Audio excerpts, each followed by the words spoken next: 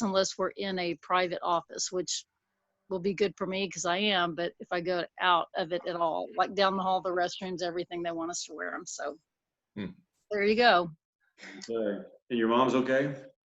She's doing great. And I just, I just keep reminding her just to hang tight, Okay. That's wonderful. That is wonderful. If anybody else has anything to say, this is your time. What I'm going to do, when we're finished, Terry, I'll mute everyone and then we'll unmute you. And then as people have questions, just unmute yourself. Or if you want us to read some scripture, Terry, just let us know that. But does anyone else have anything to say before we start with our lesson?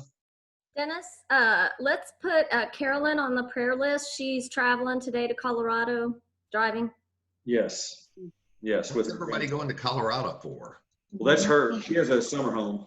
It's cool. It's summer in Dallas. That's why everybody's in Colorado. Right now, anywhere but Dallas seems like a good place to be. Yes. And it's only going to get worse. That's right. We haven't hit 100 yet. That's a good thing. Yeah, the next 2 months are brutal. Yes. Okay. So, let me tell you one thing about before we do this about Deborah Herford. I got a text from her on Friday night about 6 or 7 o'clock saying she didn't need food. She was doing well. But then I got a call from her about 8:30 saying that her aunt couldn't come over and she needed a few items. And so at 10 o'clock, I took her some over there. And that was the day I flew in from Wisconsin. I was trying to keep awake. I got up at 3 o'clock that morning. But at any rate, I got her some breakfast items, and I think she's good for a while, but she's just not eating much. But she is probably going to have a pacemaker. Her heart is just not coming. The heart rate is just not increasing like it should, and so she's going to check. She's going to know more about that coming this week. So we'll keep her in our prayers as well. Put her on the list. Okay, I'm going to mute everyone, and then Terry, I'm going to unmute you. And then when you need to, Terry, ask you a question, just unmute yourself. Come on, Terry. I'm trying to unmute you, Terry. Terry, can you unmute yourself? Terry, still can't hear you. Hold on. How come I'm not unmuting? There we go. Okay, is that it? I got it. Okay, let me just repeat what Dennis said. Just unmute and interrupt, okay? Because I may not see you raising your hand or whatever. So please just jump in whenever. As usual, most everything I have is coming from different commentaries that I get from the Wilshire Library. It's a great source. So I want to just remind us a little bit about the background of the book, and then we can take a look at the scriptures today. And I hope we can mostly concentrate on Job's lament in chapter 3. Job is a much admired book because, according to some, it asks the only questions worth asking. It has been called the greatest thing ever written by some people, and I could spend 2 weeks or more on just the artistic structure of the book. For instance, there are structural parallels between what's taking place in this story and what is happening in Earth. So it is considered the masterpiece of the Old Testament. But what was it that Mark Twain said? A classic is a book that everybody admires but nobody reads. And Job is not many people rush to read Job. From what I understand. It's a wisdom book. And, I probably don't really need to emphasize that wisdom is universal. That's why we have the golden rule in almost every type of culture you can think of, from ancient to modern. And, you know, Jesus uses two versions of it, one in Matthew and one in Luke. And I don't know, this is probably just me, but when thinking about wisdom and wisdom literature, it's almost like the answers are simple, but they're so hard to live. And that's kind of what we have with Job. We have two wisdom truths, one of which is trust God, and that faithfulness and virtue to God, faithfulness to God and virtuous living in terms of God is its own reward. Now, it takes about 40 chapters to deal with those two truths, which is probably why Job does not get read as much as some other books.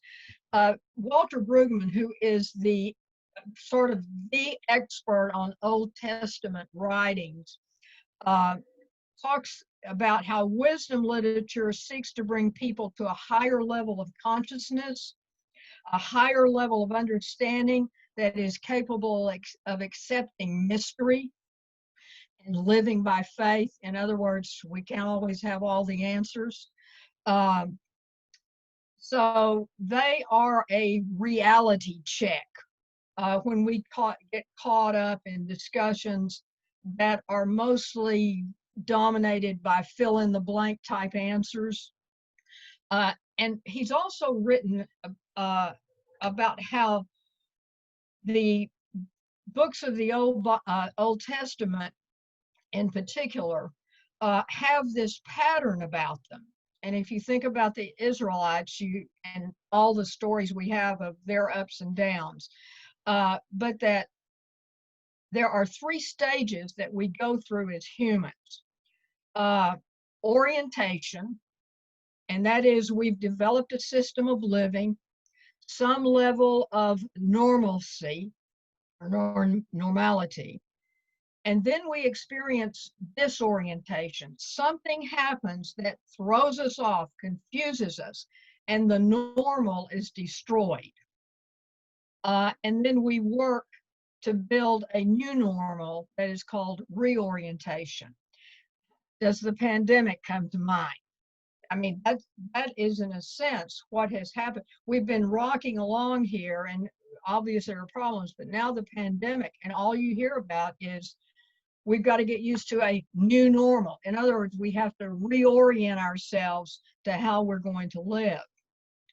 And as I said, if you think about the Israelites and how often they get pulled back to God, they reestablish, and then before you know it, they're disoriented again. They're out worshiping false gods and so forth and so on. And something has to happen to get them reoriented. So the Old Testament throughout, you see this. And Job is a prime example of this idea of disorientation, of orientation, disorientation, and reorientation in one story. So you kind of just keep that idea in mind. Now, we're going to look at chapters 1 through 3 today. And then next week, we'll look at some of the arguments that Job encounters for why he's wrong about what he's thinking. One more thing, these wisdom books are counterpoints, according to one commentary, to the epic stories and histories of Israel, where violence is rampant and national arrogance is the order of the day. That's really, those stories do not have a lot of wisdom. Let's just put it this way. But because wisdom literature is focused on coping with life, learning to live an ordinary existence wisely by living in harmony with the Creator and His creation. The way of wisdom is embracing human experience with all of its ambiguities, I love that word, and mysteries. And so we have the book of Job that deals with exactly that. Now, the book of Job, and I'll just remind you of this. I can't remember what I I learned last week, let alone 2 years ago. So I'm assuming that some of you are in the same spot, and it's not going to hurt to go over this. It's very, very old. It's a very old story. And if you put it in the Bible chronologically, you will see that it comes close to Genesis. It'll come right after Genesis or there. Ezekiel, who was a prophet that lived in the 600s, 500, well, 605 to 585 BC. He references Job with a couple of other people in a passage that involves lots of loss, and that only an individual's righteousness can save the individual. So this is a story that was in the Hebrew experience for a long time.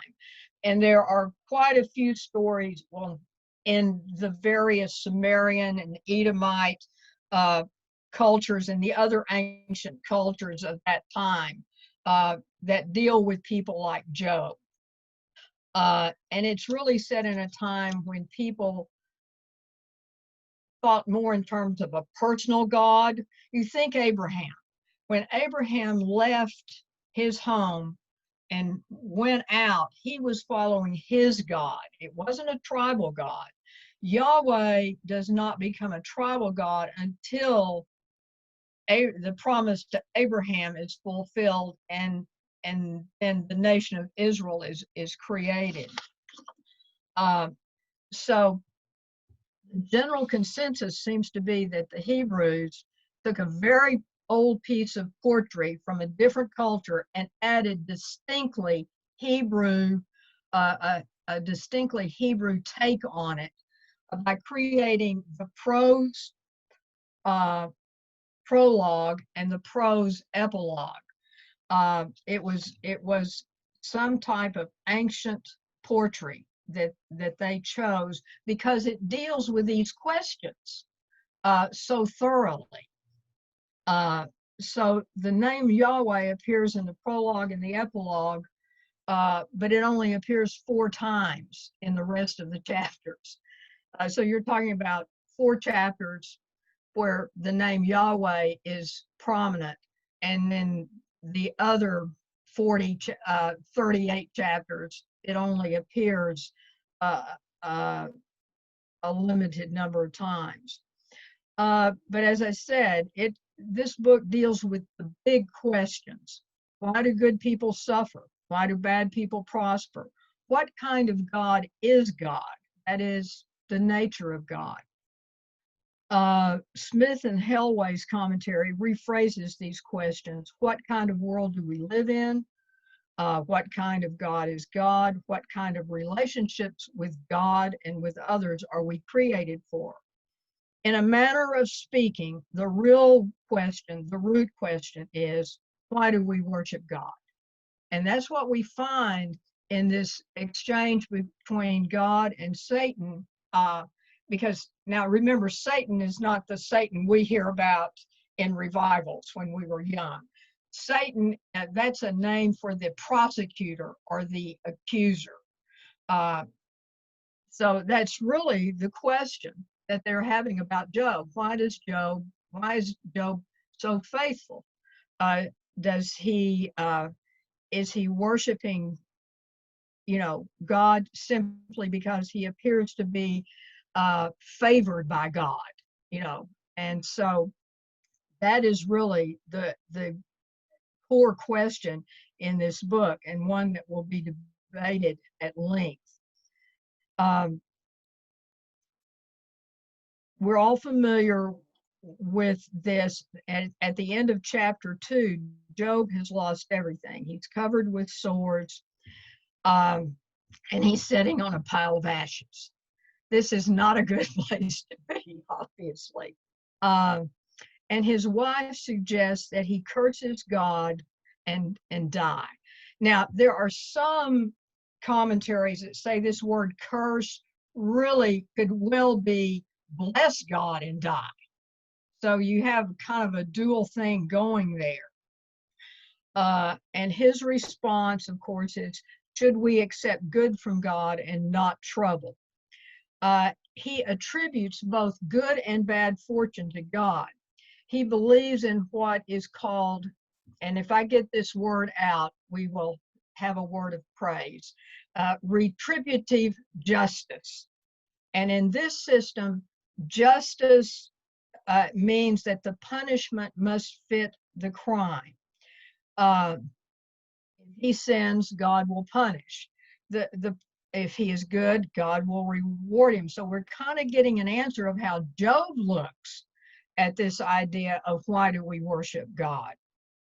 But it's clear that he does, later on in the dialogues, it's clear he doesn't feel like that he has sinned, or at least if he has sinned, it's not been that the punishment for it is far beyond whatever sin he might have done. But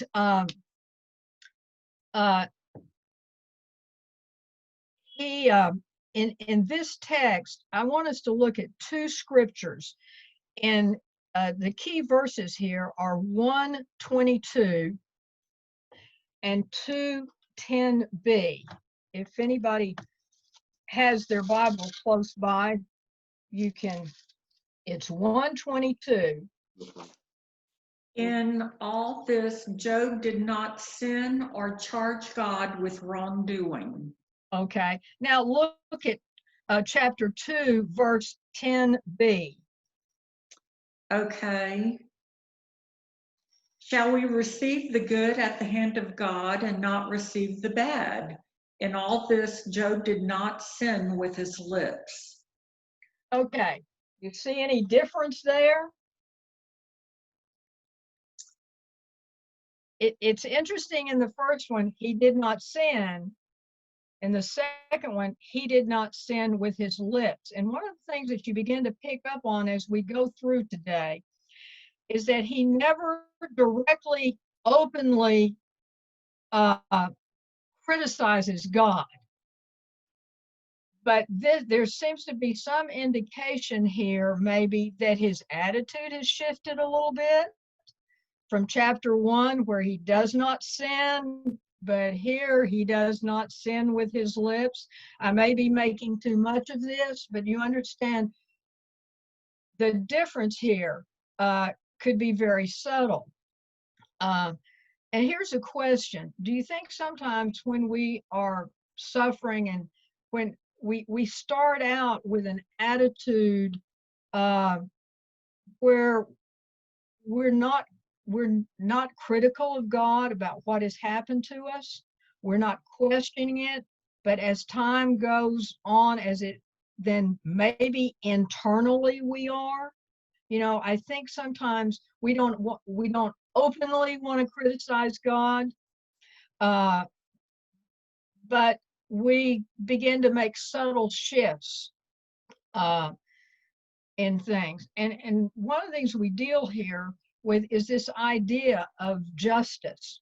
How many of you grew up with this idea that somehow when good things happen, God was rewarding you, and when you must have done something wrong if bad things happen to you? Anybody grow up with that or hear that? Yes, I did when I was growing up, and I ended up having, I think, a skewed perspective of God. Of it.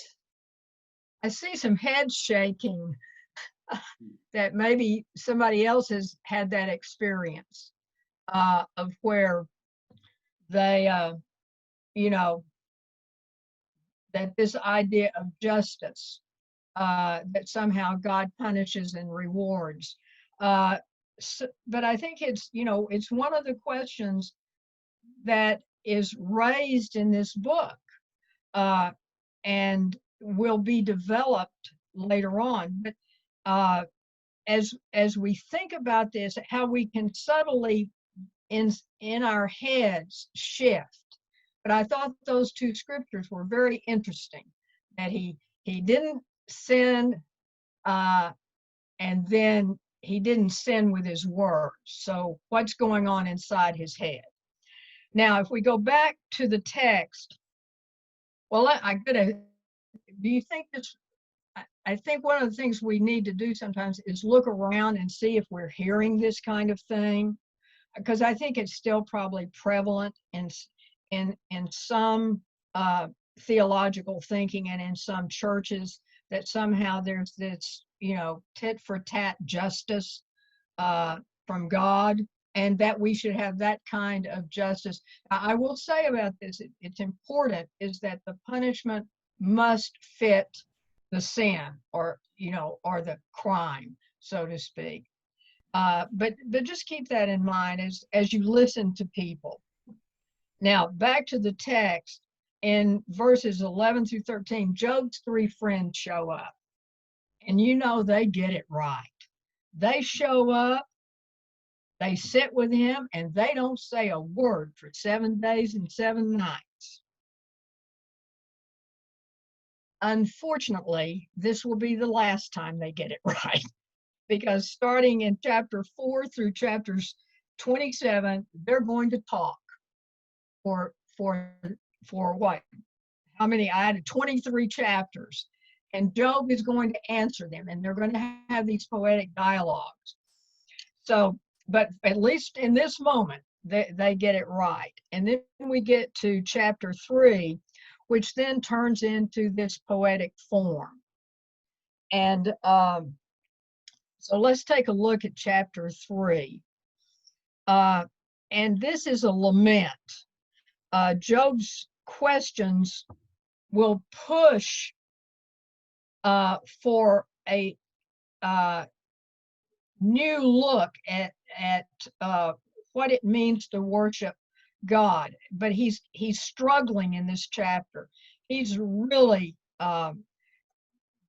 very he's confused. He's disoriented. And this chapter shows his disorientation, because what he has always thought has just flown out the window. And he's going to have to struggle through all of these things. And so this is an interior dialogue. How many of you talk to yourselves? Please tell me all of you do. Raise your hand if you talk to yourself. Because it is a case of, according to one of the commentaries, it is when we have these interior dialogues with ourselves that we begin to have, that our consciousness, our understanding, our awareness can grow. It is in the silence that we oftentimes hear better, not only from ourselves, but from God. So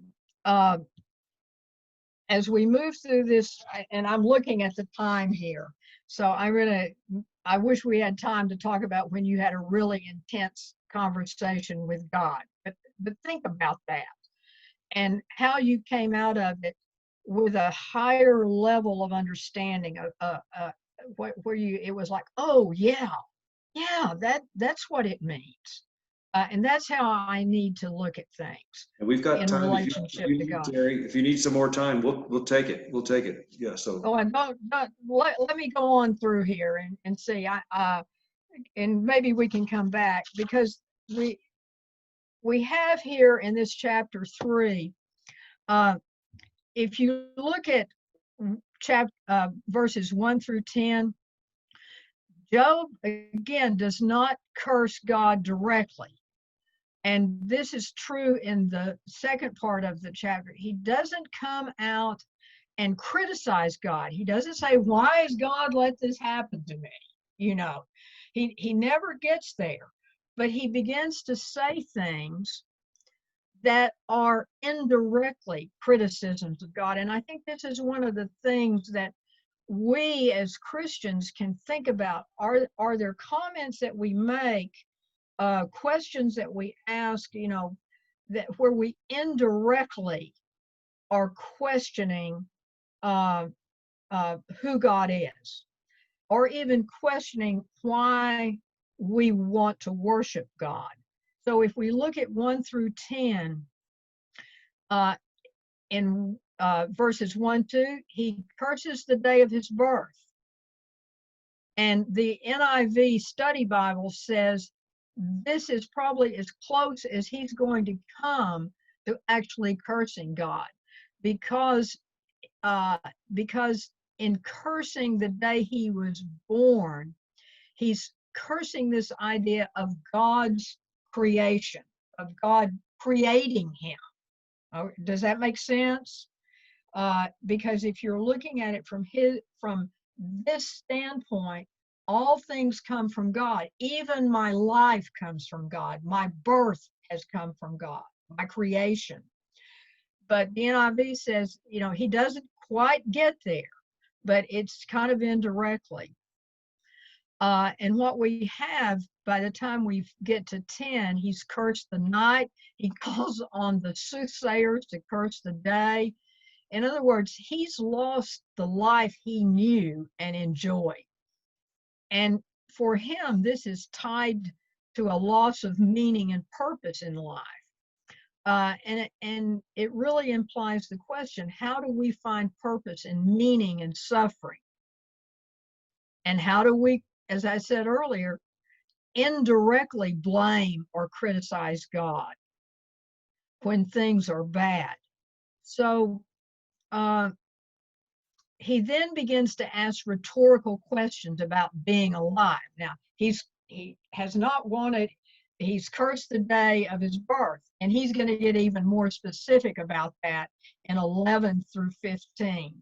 So let me read 11 through 15. Why did I not perish at birth and die as I came from the womb? Why were there knees to receive me and breasts that I might be nursed?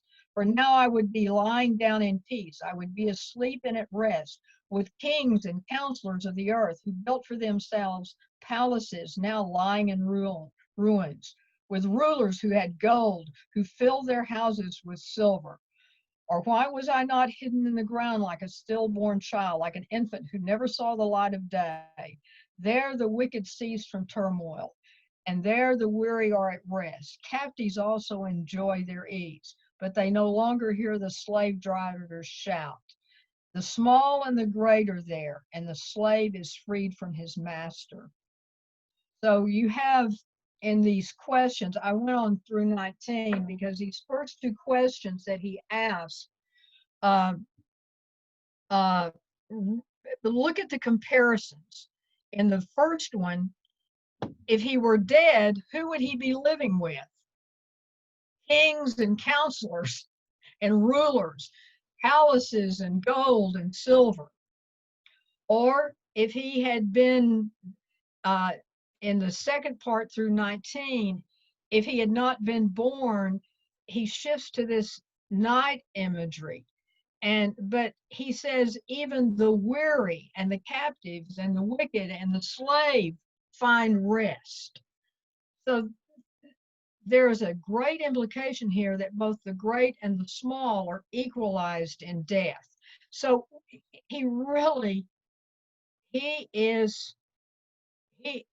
he's about as far down as he can get, because but these are questions I think we all ask sometimes in the midst of our suffering. We want God to give us an answer. Even though it's a rhetorical question, there's probably a secret hope that that we're going to have some explanation for why we're suffering.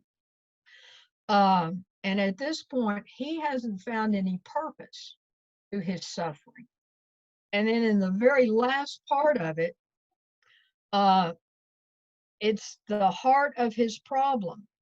Why is light given to those in misery who seek death? Why is life given to one who does not know where to go? The way is hidden. He feels hedged in by God. He feels cut off completely, and he doesn't know what to do. He's hemmed in, hedged in. He uses the word hedged. And we know hedges, when we have these high hedges, we can't see out. So he is totally feeling like he is alone and there is nothing there. So he has to begin to think in terms of a new meaning and purpose, a new integrity, a new way of relating to God. And what he has feared most is there's no rest, no peace, no quiet, only turmoil. And he's really, he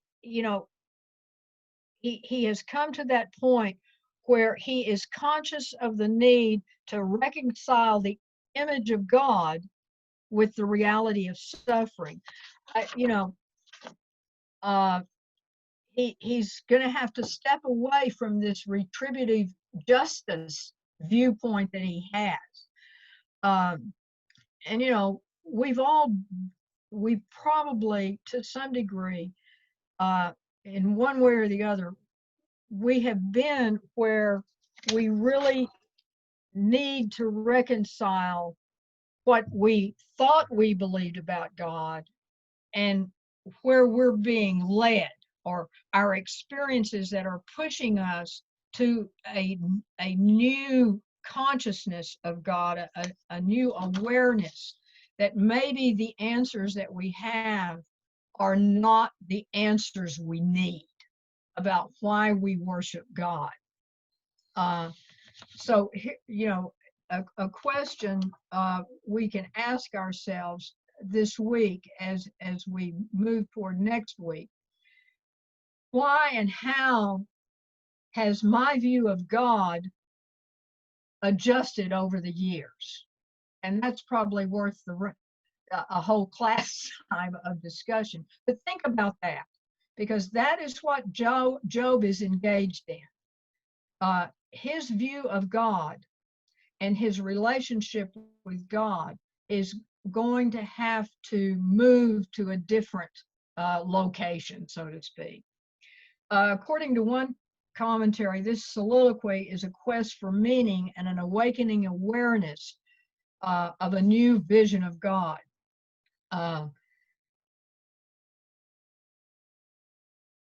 One of the writers talks about how Job is awakening from his dogmatic slumbers, and that his consciousness is being raised to a new level of dialogue and participation with God. His suffering will transform his trust in God, and I think we've probably had that experience. And Job is finding a new way in this soliloquy, in this lament, to communicate with God. He's going to a very basic question: why was I created? To lead him to why does he worship God? What are his reasons? And it's moving away from this retributive justice viewpoint. And let me close here, because our time is definitely up. As I said earlier, the book of Job is full of rhetorical, think about it questions that push back on assumptions that we have made about how things are to go if we have a relationship with God. We encounter the kinds of thinking and arguments that have troubled people for centuries, ideas which often follow various dogmas, intellectual ideas, and tend to restrict our understanding of God and why we want to worship God. Next week, we're going to look at the three arguments that his friends offer. There's an intellectual argument, a pious argument, and the orthodox arguments. And we're going to hear from God, which is probably the most important thing in this book. So we leave him suffering today. But suffering is one of the key components of moving toward wisdom, precisely because it interrupts our tendency toward feeling like we've got the answers. It disorients us. It's easy to trust God when things are going our way and our problems are manageable. Suffering gets us to a place where we have to wrestle with the basic question posed in the book of Job. Why do we worship God? Thank you. Thank you. I thought we'd have more time for discussion, but Well, thank you, Terry. We appreciate that very much. And well, I tell you what, next week come with what you want to discuss, and then I'll work the rest of this in. Okay. okay, I like that. I like that. Just before Vicki leads us in prayer, I want to remind you the Mark Wingfield drive-by is tonight between 5 and 7. And I'm glad Robert is not on right now, but we're going to have our Robert drive-by on Wednesday night, July the 1st, between 6:30 and 7. If you're able to drive by, just wave at him if you want. If you want to bring him a card, that's fine. Just otherwise, you don't have to get out of your car. And don't forget, you're going to get a reminder, our toilet paper donations are due to Jessica Capps by July the 8th. Actually, before July the 8th, by July 7th. So like I said, Laura and I are going to drop our toilet paper off after we swing by Mark's house. So don't forget that particular one. And kind of those are the 3 announcements for the week. But Vicki, why don't you close this? And Terry, thank you so much for your leadership.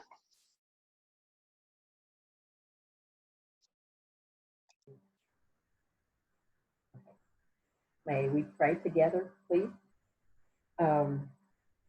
Lord, we have so many blessings that we want to praise you for today. We love you. We just honor you today. We worship you today. We're so thankful for this lesson today. I pray that you would just help us to mull that over in our minds a little, and where have we complained, and where have we felt down and abandoned, and I just pray that you will help us to really look at this and see what it means to our lives personally, because there's always a lesson for us personally. Lord, our other praise, I just want to thank you. It wasn't exactly mentioned, but Tracy's mom and Linda's mom are both elderly, and both seem to be well and have not been affected by this, not directly, medically. I thank you that Laura's foot is improving. Such a big praise, because nobody wants to be incapacitated, and especially at a time like this, where we just have a lot of people that have a lot of needs. And I just pray that you will listen to each of these and hear our prayers today. I just pray for all those that have been affected by COVID. There are hundreds of thousands, and the medical community, Lord, just really needs us to be more careful, needs us to be more aware of what we really need to do as the public to protect them. And I pray that you will be with them, especially our people, Carrie's family, and Diana and Deborah and Linda, Lord, as they deal with this directly or indirectly. Lord, I just pray that you will protect them. I pray that you'll be with Ray this week, Lord, as he learns that he may need more stents. I just pray that you'll keep him safe through that. Pray that you will be with Tony as she gets her test results, that there will be a good solution or something that will help with the treatment of this disease. I pray that you'll be with Deborah this week as she learns for sure that she may have to have a pacemaker, that procedure will be easy for her and simply done and will solve her problem. I thank you that Jeff has his new job, but I pray that you will give him a good day on Wednesday in his residency, and that he will have a good tenure there. I pray that you'll be with just personally with Faye and Mark as they deal with just issues that they deal with every day in their life. I pray today, too, that you'll be with Carolyn and her daughter as they travel to Colorado, that you'll give them safety on the road. And as they stop for lunches or meals, just keep them safe, please. And I just pray that you'll give Robert a special blessing this week as he turns 93. Just wow. And what a blessing he is to each of us who really know him. He's just such a precious man of God. And I just pray that this will be a really special birthday for him to really feel loved and help us to show him that. one of the ladies on our list, Hillary Irvin, has a niece that was burned really badly on a motorcycle accident. Lord, I can't even imagine 90% of her body being burned. How horrific is that? How very, very painful. I just read recently. I can't even imagine. So I just pray that you will be with her caretakers, with her mentally, physically, emotionally, to heal as you would have her heal, Lord, if it be your will. And Lord, we have so many personal things to be thankful for, that we have food and shelter, and none of us personally, individually, have had to deal with this virus in our own bodies. And I thank you for that protection, and just help us to be safe and to be do the best we can to, to protect ourselves, but also to protect others and our family members. Pray that you'll be with Dennis and Laura as they and their family as they travel next weekend. They'll have a safe trip, and they'll have a wonderful time together as family. Because I think family time is what we miss the most. Just having time for hugs. That physical touch is so important, and for those especially who are alone, I think it's very difficult just to not get those hugs every day or two. So I pray that you will be with us and help us to feel loved. I pray that you'll forgive us for many sins. I pray, Lord, that you will be with Mark today as he realizes tonight with the drive-by that this is really his last day of, appreciation, but his time with us at Wilshire as a huge leader in our church, that he's going to be missed so much that in that position. And we're so grateful for him. I just pray that he will feel that love tonight as we express that to him as we drive by his home.